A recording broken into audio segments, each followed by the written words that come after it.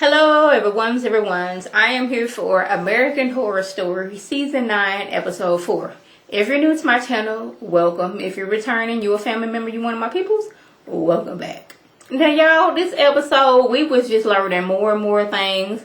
And at this point, they're making so many bad decisions in my part. I understand, but it's like, somebody gotta live to tell the story. I think I'm gonna keep on saying this. It's like, I don't know what to believe anymore with this show.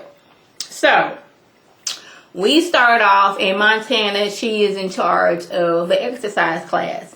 Since this is the early to mid 80s, it's a lot of hip thrust and all that stuff, and almost look like humping the ground type of situation going on. And Richard pops in and he's wearing just a regular t-shirt and some jeans. All the signs that he's not really here to exercise. He want to listen to Billy Idol's Rebel Yell. Now, every time that song comes on, it's not a lot, but when I do hear it, it reminds me of that movie, The Legend of Billie Jean. Because they was playing that during one of the montages. So my mind automatically goes there. But clearly he is not there for none of the exercising going on. He just want to listen to some music. I was like, you could have did that from outside. You just in here being creepy for no reason. So one of the dudes there, he don't want to listen to Billy Idol. He want to listen to some Cyndi Lauper. And Montana in charge of the class, so therefore she's in charge of the radio. So she's like, nah, bro, we listening to this. So he storms out, and she gets back to exercising and all this stuff. And they doing some of this. I can't really move like I want to because I'm in this chair. But it's a lot of that. Dude just wanted to listen to some Cyndi Lauper. That is all he wanted in his life. And then he ends up dead. First of all, why was Montana in the locker room? Why is it so dark in this locker room? Can somebody please tell me that? It was just too dark. And then she looks up and she sees dude who just wanted to listen to Cyndi Lauper just hoisted up dead with his intestines cut out. Now, first of all, how did Richard do all this by himself? You killed dude, you cut his intestines, and then you just hoisted him up there in the corner of the room where the two walls meet. How did you do all that? Because from what we seen prior, well, I guess that's later, but you don't seem like you be doing all that. Instead of getting scared, she gets turned on by this. I'm like, what am I watching? And then she gets to telling him, oh my goodness, he did this because, dude, he was being disrespectful to her. And he didn't appreciate that. I said, he just said he wanted to listen to Cyndi Lauper. He didn't cuss her out. He didn't put his finger on her face. He didn't do none of that. He did not deserve to die. So now mind you, they haven't even exchanged names at this point. It was, he came in, she tell him this is a dance class. Then she's in the locker room that is too dark for no reason. She sees dead body. He's like, I did this for you. Oh, you did this to me. Then them having sex. Then, oh my goodness, would you kill somebody else for me? Just tell me who it is. No names were exchanged. You, this random person, you ready to kill for them. You, this random person, you ready for them to kill for you? I'm like, child, I cannot. So, present day, Montana is telling Richard that he needs to hurry up and kill Brooke because there's another killer on the loose. Now, this is the time when we need to leave and catch Brooke at another time. Because there's another killer on the loose. We ain't got time to go sneaking off, killing Brooke, and then leaving. We leave now while we have the chance to leave. This was working my nerves. When it's time for us to leave, we want to go and save or we want to go and kill other people, and I just cannot understand it. Cause he's telling her, well, I tried twice and it was very difficult. The first time it was Brooke's fault because you went on telling a story about serial killers and people leaving their windows open, and that's the first thing you did. He could have just snuck up on her, stabbed her real good several times, and been about his business and been done with it, and they wouldn't be here at Camp Redwood. And then the second time, she in the water. You could have just, maybe if you had a gun, maybe you could have shot her a bow and arrow from a distance. But you let her get away a second time. I'm like, are you really that? I mean, I guess you are good at somewhat being a killer because you killed old dude. But like, how did you kill old dude so easily, but you couldn't get Brooke? Can somebody please explain that to me? So Xavier and Trevor trying to keep Chet alive. You know, he didn't plunged into the little hole and he got some situations with his shoulder area. So he tells them that Ray killed somebody and he crazy. But he get the passing out and everything. And Xavier, and his name is Trevor. I kept on calling him, you know, mustache dude. Okay. Xavier remembers that, you know, porn dude's car is close by. So, you know, okay, Trevor did, you know, get a needle with some epinephrine and just like stick it in his chest, like, what's it called, Pulp Fiction style. But like, how do you know that you're, you know, getting him in the right area? But you pops up like, oh my goodness, my heart's beating out my chest. I was like, yeah. So, okay. But before we, you know, get into the car, we gotta go save Margaret and Birdie. Really? Nobody's running to get police who have training for these type of situations. We always gotta go help other people. Now, this time, I guess Richard, he did kind of roll up on Margaret. But Birdie been off cool. Ain't nobody been messing with her. And ain't nobody really been messing with Margaret. It's y'all that's in trouble, but we need to go save people. I'm like, why ain't nobody going to go get the police? Why are we not going to the, you know, the most lit area in town? I'm not talking about the little side shop road dude got killed up first episode. I mean a well-lit area. I mean, this is the 80s, so things ain't open all night. But we couldn't find like a well-lit gas station and get in there and lock the doors and call the police. We could not do these things. Well, I guess back in the day, was the gas stations open up all night? I don't know. But y'all know what I'm saying. Now, wait a minute. Trevor stumbles up on the pavement. Wait a minute. I don't know what I'm talking about here. Oh, I think it was Margaret. Trevor stumbles up upon Margaret, was like looking at the pranksters who have died. But she not screaming. She's not like, oh my goodness. She's not clutching her pearls or none of them things. And he tells her, look here, Mr. Jingles is here and we need to leave.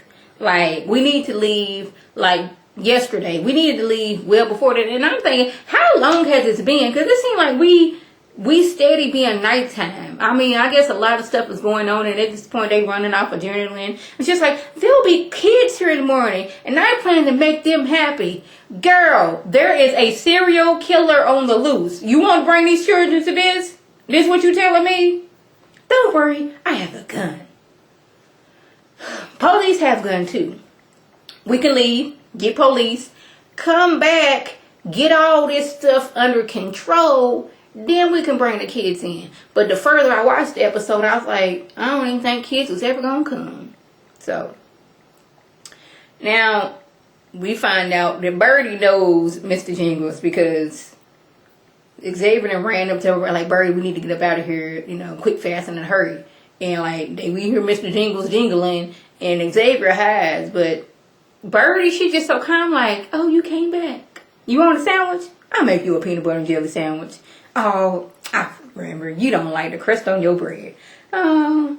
Meanwhile, Xavier is freaking all the way out up under the table, like, why are you so calm? This dude is a killer. What's going on? But Xavier makes a noise, and Jingle grabs him up real smooth. And like Birdie tries to like pop him upside the head, but he like, and she go flying over. Next thing you know, Xavier in the oven, just roasting on 350. I don't know if it was on 350, but 350 just came into my mind.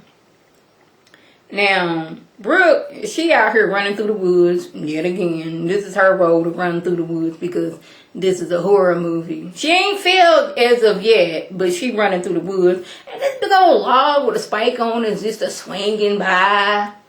She dodges that, but ended up getting like caught up in some type of rope situation. And fake nurse Rita. Well, her name is Donna. Okay, we can call her Donna now. She was like, girl, I am not Nurse Rita. I told you that. I am a psychiatrist.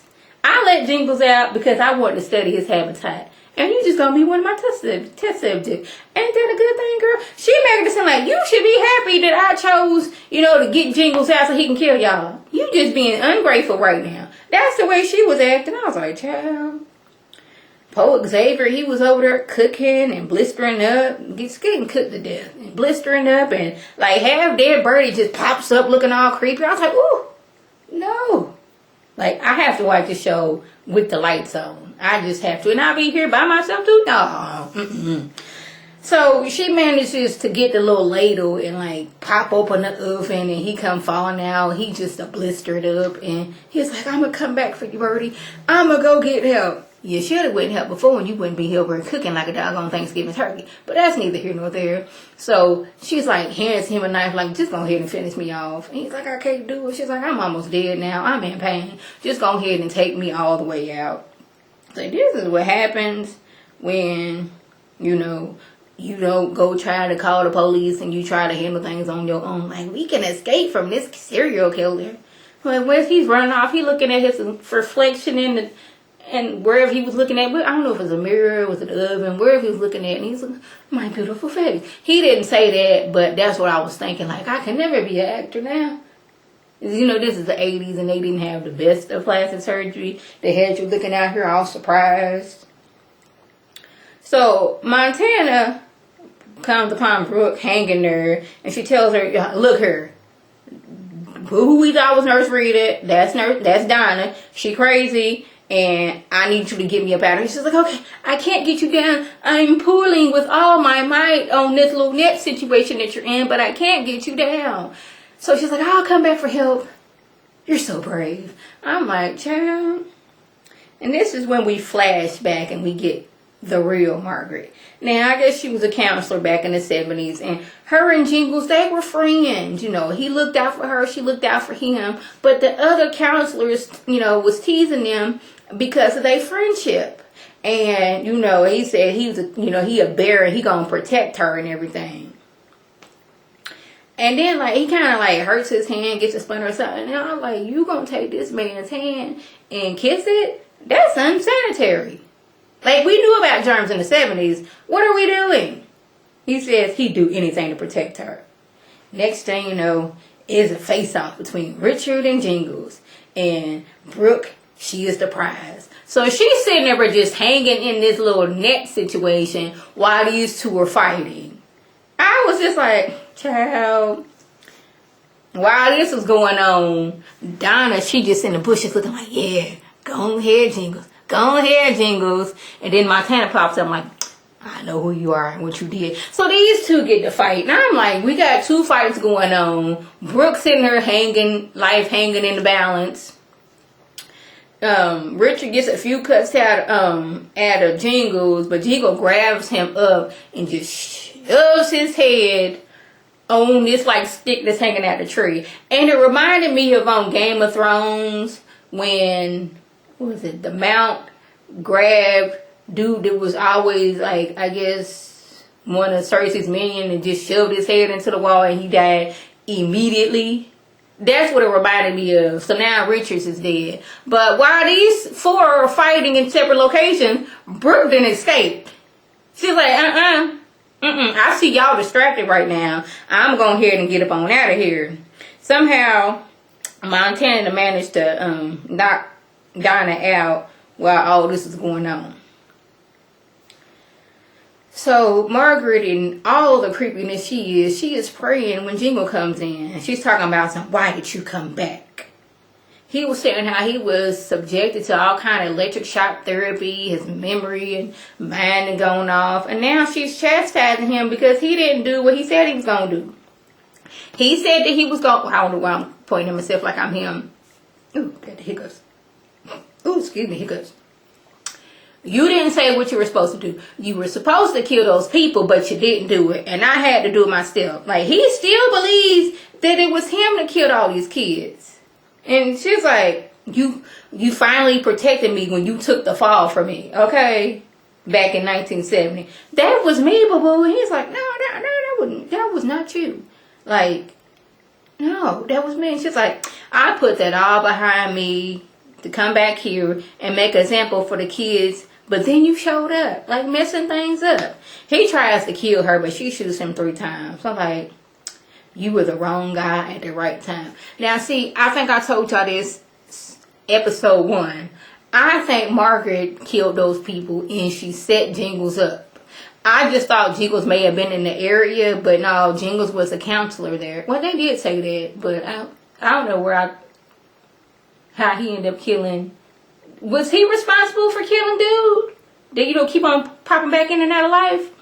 But it was her and her all along. And she set him up because he was in Vietnam and said he was all kinds of crazy. So, yeah.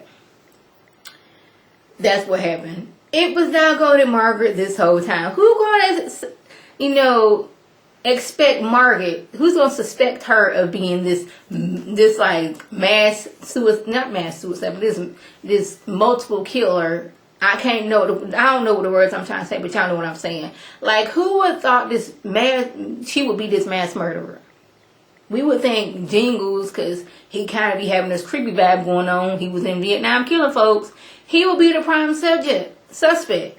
So, Trevor, Chet, and Montana be back up, and Trevor says he has to go back and get Margaret. Again, every time we try to go help somebody, you end up dead or hurt. So he shows up happy that she killed Jingles. He's like, yes, right after he did kill you. So she didn't stab him up real quick. She talking about God gave her the true calling. I was like, we're not fit to put this on God and all the craziness that you got going on. We not fit to do that.